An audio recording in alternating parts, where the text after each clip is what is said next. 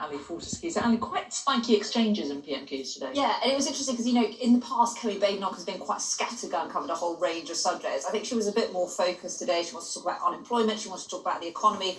The trouble was that did open up a free goal for Keir Starmer, who was obviously going to bring up what happened to the economy under Liz Truss. So I think there were a few free hits for Keir Starmer there, but she was making, I think, valid points when it comes to, she wants to talk about the trade deal with the US.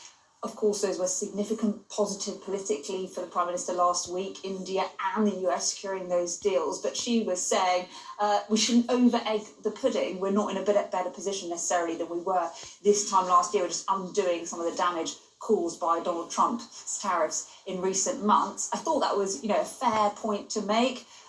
But it felt to me in the chamber like Keir Starmer had a bit more fire than she did in terms of answering the questions. And sometimes his fire actually didn't come across that well. When he answered a question on migration to Liz Saville-Roberts, she was questioning his principles. She said, is there any belief he holds that survives a week in Downing Street? This is Clyde Henry Welsh MP Liz Saville-Roberts.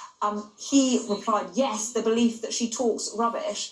And actually, I wonder if he sounded slightly dismissive in that answer, because there are MPs on his own side that are not happy with his language on immigration. And yes, there were on the front bench plenty of MPs nodding. I did notice Angela Rayner next to him, quite stony-faced, but MPs have texted me this week, usually loyal MPs, to say they weren't happy with his language, saying that the UK risks becoming an island of strangers. One Labour MP texting to say that language was atrocious, and others said it wasn't the words that they would use. These are not people that publicly criticise Keir Starmer, but behind the scenes, I think there are those that were particularly at ease with his words. But he's obviously tried to appeal to reform voters, potentially, people that probably wouldn't mind that sort of language. I think the point there is he actually going to deliver? He talked at PMQs, he said he's going to fix the system, but he is not the first leader that we've seen behind a podium talking tough on immigration. I think people will be looking at the numbers